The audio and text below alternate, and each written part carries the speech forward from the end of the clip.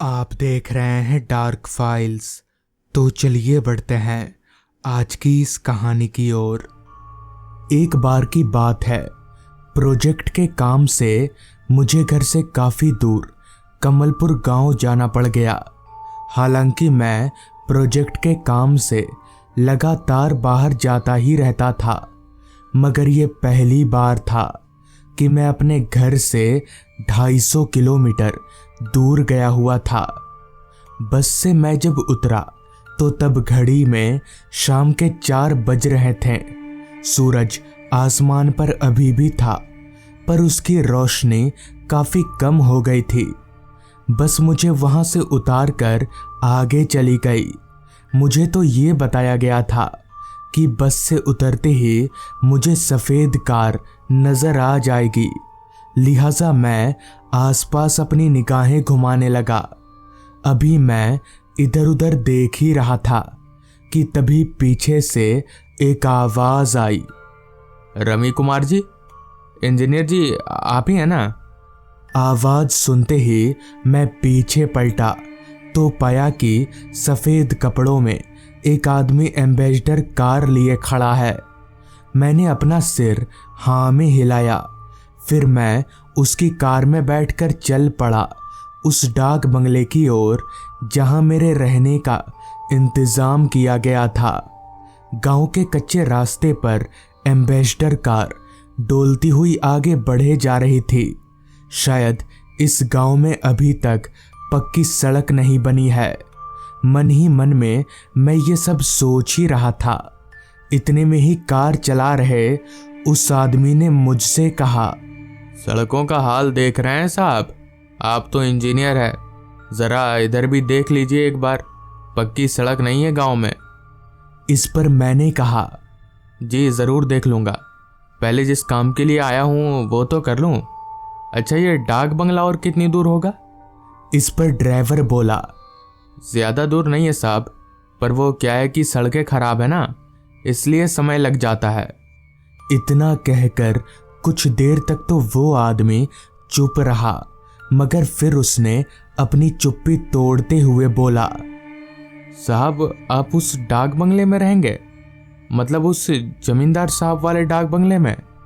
उसकी बात पर मैंने हामी भरी तो मेरे से हाँ में जवाब पाते ही पता नहीं क्यों उस आदमी का चेहरा कुछ अजीब सा हो गया। उसकी पूरी शक्ल पीली सी पड़ने लगी। ऐसा लग रहा था जैसे वो मुझे कुछ बताना चाहता हो, लेकिन किसी वजह से वो मुझे बता नहीं पा रहा। कुछ देर यूं ही चलते रहने के बाद हमारी कार एक बड़े से 2 मंजिला घर के पास रुकी। मैं समझ गया कि यही वो डाक बंगला है जहां मुझे 3 दिनों तक रहना है। तब तक अंधेरा भी हो चुका था। खैर, मैं गाड़ी से नीचे उतरा तो पाया कि डाक बंगले के दरवाजे पर ही एक बूढ़ा सा आदमी हाथ में लालटेन लिए खड़ा है। मुझे समझते देर नहीं लगी कि शायद इस गांव में अभी तक लाइट भी नहीं पहुंची है, और चूंकि बात थोड़ी पुरानी भी है तो कहीं ना कहीं ये लाजमी ही था। खैर, मैं गाड़ी के पास से उस बुजुर्ग आदमी की तरफ जाने लगा। अभी मैं उस बुजुर्ग आदमी की तरफ जा ही रहा था कि तभी कार के ड्राइवर ने मुझसे कहा, साहब अपना ख्याल रखिएगा। इतना कहकर वो आदमी अपनी कार लेकर वहां से चला गया। मुझे काफ़ी अजीब लगा कि आखिर इस आदमी ने ऐसा क्यों कहा होगा, पर फिर मैंने उसकी बात पर ज़्यादा ध्यान नहीं दिया और चलकर उस बुजुर्ग आदमी के पास गया। उस बुजुर्ग आदमी ने मेरा सामान उठाया और मुझे डाक बंगले के अंदर ले जाने लगा। वो डाक बंगला बाहर से जितना बड़ा लग रहा था, अंदर से उससे भी ज़्यादा बड़ा था। कोई भी देखकर ही बता देगा कि वो किसी ज़मींदार का बंगला है। खैर, वो बुजुर्ग आदमी मुझे दूसरी मंजिल के एक कमरे में ले गया। घर की तरह ही कमरा भी बहुत बड़ा था। कमरे के एक कोने में मेरा सामान रखते हुए उस बुजुर्ग आदमी ने कहा, साहब मेरा नाम अब्दुल है। इस डाक बंगले का और इसमें रहने वालों की देखभाल मैं ही करता हूँ। मेरा घर यहीं पास में ही है। अभी तो मैं अपने घर जा रहा हूँ, पर रात को आपका खाना लेकर आ जाऊँगा। मैंने अपना सिर हाँ में हिलाया। फिर अब्दुल वहां से चला गया। फिजा में पूरी तरह से अंधेरा पसर चुका था। मेरे कमरे में सिर्फ एक लालटेन जल रही थी, जिसकी धुंधली सी रोशनी में थोड़ा बहुत ही सही मगर दिख रहा था। यूं ही कमरे में चलते चलते मैं एक खिड़की के पास जाकर रुका। वो खिड़की घर के पीछे की तरफ थी। मैंने जब उस खिड़की से बाहर झांका तो चांद की रोशनी में मैंने जितना देखा उनसे तो यही मालूम पड़ा कि घर के पीछे की तरफ एक बहुत ही बड़ा बगान है। इतना बड़ा कि उसका अंत मुझे नजर ही नहीं आ रहा था। अब ऐसा कम रोशनी के कारण हो रहा था या वो बगान सच में बड़ा था, ये नहीं पता। खैर, कुछ ही देर में रात हो गई और ठीक रात के 9 बजे तक अब्दुल मेरा खाना लेकर बंगले में पहुंच गया।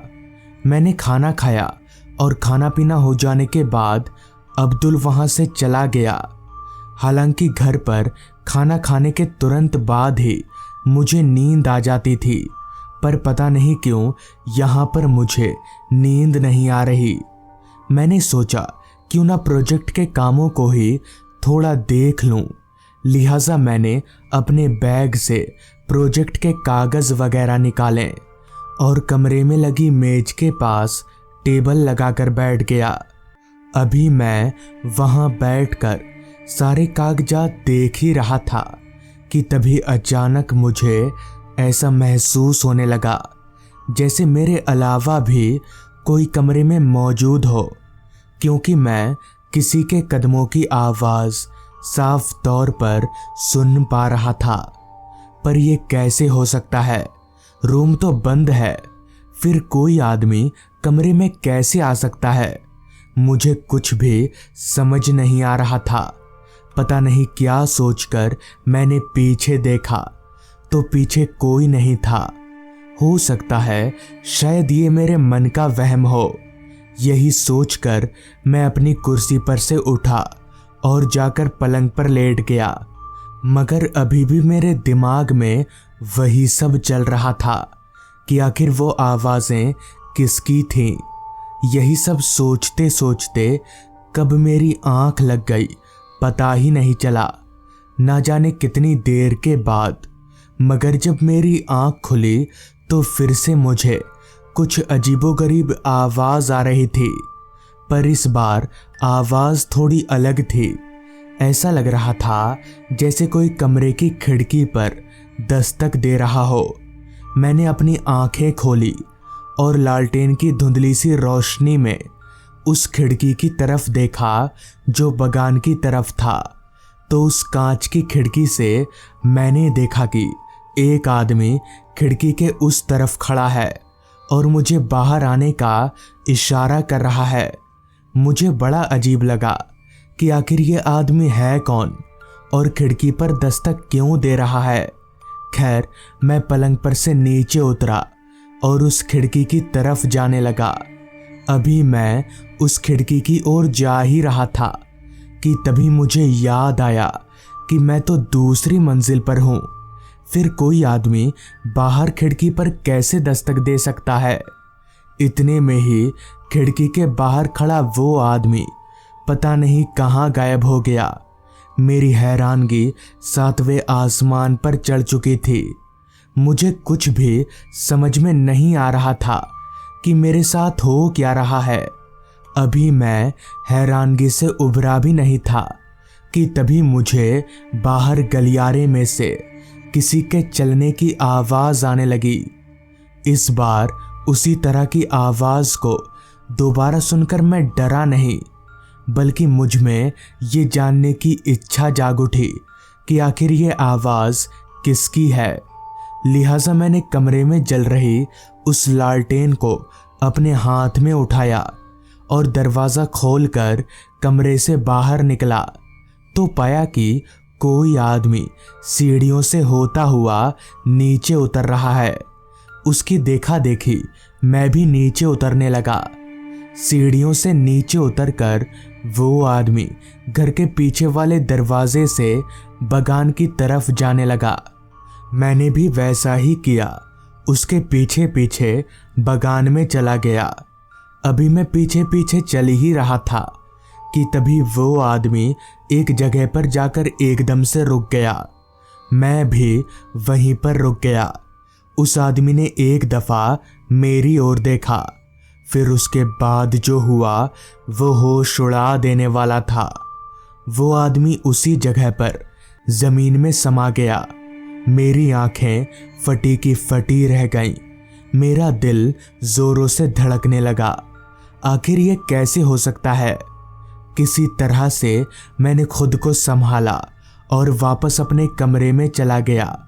उस पूरी रात मैं सो नहीं पाया। अगली सुबह जब मैंने अब्दुल को ये बात बताई और 2-3 लोगों को बुलवाकर उस जगह पर खुदाई करवाई तो उस जगह से इंसानी शरीर की हड्डियां बरामद हुई। पर वो हड्डियां किसकी थी ये आज तक पता नहीं चल पाया। मगर जब से उन हड्डियों को आग के हवाले कर दिया गया तब से उस डाक बंगले में कोई घटना नहीं घटी। तो दोस्तों, ये थी आज की कहानी। अगर आपको ये कहानी पसंद आई हो तो चैनल को ज़रूर सब्सक्राइब कर लें। तो मैं आपका दोस्त आर्यन जल्द ही मिलूँगा आपसे ऐसी ही एक कहानी के साथ।